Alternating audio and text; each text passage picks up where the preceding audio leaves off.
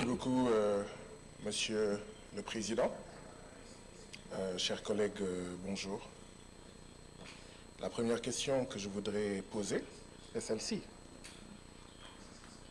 Est-ce que c'est le Parlement, notre Parlement, qui a demandé à ces deux organisations, parce que le Parlement a vu qu'il y avait un besoin et leur a dit « venez exposer devant les députés » ou est-ce que ce sont ces deux organisations qui ont demandé à être invitées pour venir ici?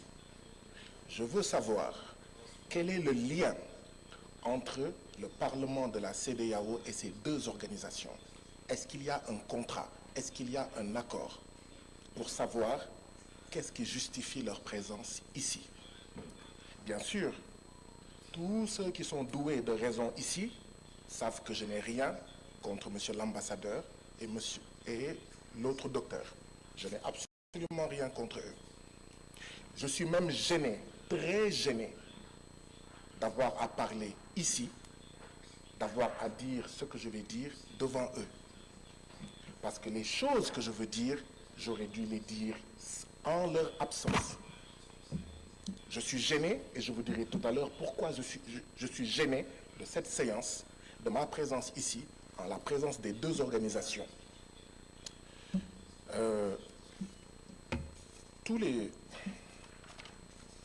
Il est mentionné dans le rapport de la CIDH, il me semble. Il est mentionné dans le rapport de la CIDH des régimes autoritaires qui dominent et répriment les contestations de leurs citoyens. Ces gouvernements répressifs violent les droits fondamentaux de leurs citoyens, ce qui entraîne une instabilité et des troubles permanents dans la région. Mais tous les jours, là, c'est ce que certains d'entre nous disent ici, en citant nommément des pays. A-t-on besoin de leur présence pour dire ça? Quand des collègues disent ça tous les jours, on les empêche de parler, on les traite de tous les noms d'oiseaux, on use d'artifices, de motions qui ne sont pas des motions, les gens crient, ils s'excitent, et quand d'autres gens viennent, ils disent ça, tout le monde est silencieux. Les Français disent « nul n'est prophète chez lui ». Chers collègues, on a eu besoin d'eux pour dire ça ici? Certaines femmes et certains hommes ici le disent tous les jours. Mais on les regarde. Oh, qu'est-ce que tu fais ici? On va même faire une pétition pour que tu retournes dans ton pays et que tu ne reviennes pas. Mais quand eux le disent, ça passe. Tout le monde est cool, silencieux. Monsieur le Président, avez-vous remarqué ça? Vous qui rappeliez hier à la session l'article 72 du règlement intérieur. Ils ont dit la même chose que moi. Mais aujourd'hui, personne ne rappelle l'article 72 du règlement intérieur. Il y a un problème. Il faut que des étrangers viennent ici pour nous dire des experts, alors que chacun d'entre vous est expert et experte. Et on se tait. Mais quand un collègue dit la même chose, on sort les poings, on bande les muscles, on montre les crocs. Je vais vous dire quelle est la différence. La seule différence, c'est que, et c'est pourquoi la CIDH a manqué de courage, la seule différence, c'est que la CIDH a dit, je ne vais citer aucun pays. Dans le rapport, il n'y a aucun pays. Comment vous allez soigner un mal sans savoir que le mal se trouve au Nigeria, le mal se trouve au Sénégal, le mal se trouve au Cap-Vert? Vous dites non, non, non, on va mettre tout le monde dans le même sac. Quand on critique des pratiques politiques au Sénégal, quelqu'un va dire « Ah non, je suis ami à Diomaye Faye, je suis membre du même parti que lui. Laissez tomber le Sénégal. » Quand quelqu'un va critiquer le Libéria, « Ah non, je suis ami au président du Libéria. Vous ne touchez pas le Libéria.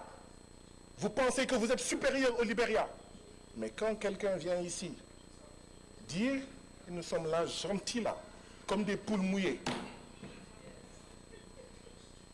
Voilà la première remarque que je voulais faire. Et je ne voulais pas la faire devant eux. C'est une des raisons pour lesquelles je suis gêné de le dire ici devant eux. Je suis sûr que quand ils disent ce qu'ils disent, il y a des gens qui pensent à des pays qu'ils n'ont pas cités. Disons-nous la vérité.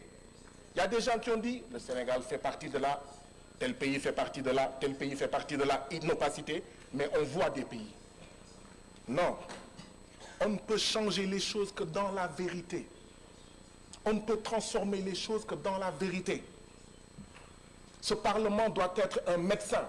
Mais pour qu'il soit un bon médecin, il faut qu'il fasse de bons diagnostics. Et un diagnostic, ce n'est jamais facile. Quand on vous annonce que vous avez le cancer, ça ne fait pas plaisir. Quand on vous annonce que vous avez la leucémie, ça ne fait pas plaisir. Quand on vous annonce que vous avez le VIH, ça ne peut pas faire plaisir. Mais il faut vous le dire pour que vous preniez conscience que voilà le remède que vous voulez prendre, que vous devez prendre si vous voulez guérir. Mais ici, non, je suis désolé. Hier, Monsieur le Président, vous n'avez pas été bon avec moi. Aujourd'hui, vous êtes en train de faire la même chose. Je suis désolé. Vous pouvez m'imposer cela. Non, mais j'ai remarqué depuis hier, c'est la deuxième fois que vous êtes président dans cette session. Je suis le seul à qui vous faites ça. Je suis le seul à qui vous faites ça. Vous lisez vous donnez des motions qui ne sont pas des motions. Vous rappelez des articles qui n'ont rien à voir avec moi. Si vous m'imposez de m'asseoir, je vais m'asseoir. Mais je tiens à dire devant toute la plénière, je suis le seul à qui, je suis le seul que vous traitez comme ça. Pourquoi je suis gêné? Parce qu'on a une organisation dont la capitale se trouve à Washington, qui vient nous parler, nous. Washington, qui a largué la bombe à Hiroshima et à Nagasaki, vient nous parler de droits de l'homme à nous qui n'ont jamais largué de bombes à Hiroshima et à Nagasaki. Une organisation dont la capitale se trouve à Washington, les États-Unis, dont le développement est basé sur le génocide des Indiens et l'esclavage des Noirs, cette organisation-là vient nous parler de droits de l'homme. C'est pour ça que je demande que le Parlement de la CEDEAO nous explique quel est l'accord qu'ils ont avec ces organisations. On a une organisation dont la capitale se trouve en Suisse qui vient nous parler de droits de l'homme. C'est quoi la Suisse? Je donne deux exemples. La Suisse, c'est là où certains de nos dirigeants qui ont volé l'argent du peuple, qui fait qu'on n'a pas de santé, on n'a pas d'éducation, ont caché dans leur banque notre argent. Et une organisation basée dans ce pays-là vient nous donner des leçons de droits de l'homme et nous sommes gentiment assis. La Suisse, c'est le pays où se trouve la société Nestlé qui fait du Nido et du Cerelac avec des taux de sucre supérieurs dans nos pays, avec des taux de sucre faibles au Royaume-Uni et en Allemagne. Vous pensez que ces organisations basées là-bas doivent pouvoir nous parler de droits de l'homme? Non. Ma proposition est celle-ci, Président. Ayons confiance en nous-mêmes, Africains. Il y a des organisations africaines. Il y a des organisations d'Afrique de l'Ouest. Mais il faut les respecter, ne pas les bastonner, ne pas les emprisonner, ne pas les menacer, ne pas les terroriser. Les laisser faire leur job. Parce que la CEDEAO a besoin d'un regard critique, mais un regard africain, un regard d'Afrique de l'Ouest. Arrêtons d'aller prendre des organisations dont la capitale est Washington et la Suisse. Monsieur le Président, savez-vous que la CIDH, qui s'appelle Commission internationale des droits de l'homme, elle a été créée par une organisation qui s'appelle Organisation des États d'Amérique.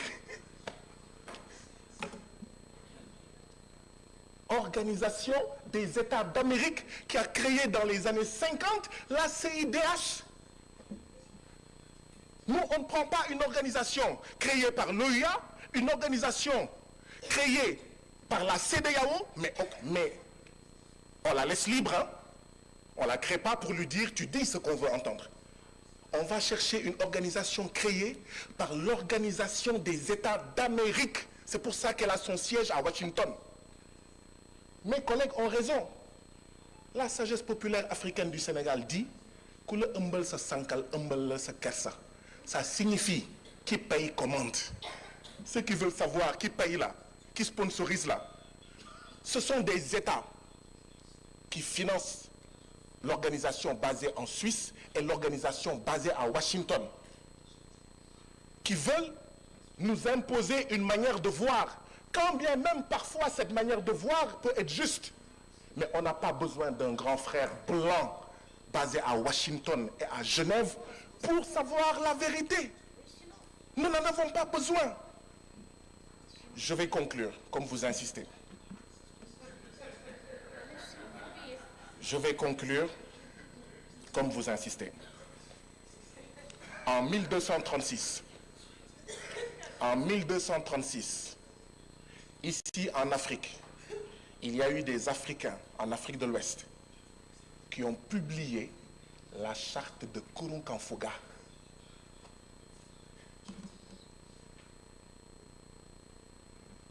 Quand nos femmes et nos mères étaient reines, comme la reine Poukou, comme Aline Sitoé Diatta, la femme blanche aux États-Unis n'avait pas le droit de vote. Si nous n'allons pas leur enseigner les droits de l'homme, ce n'est pas à eux de nous enseigner les droits de l'homme. Ou tout au moins, ils viennent et on va. Ils nous enseignent et on leur enseigne. Il faut faire attention à la colonialité du discours, à la néocolonialité de nos postures. Je vous remercie. Thank you very much.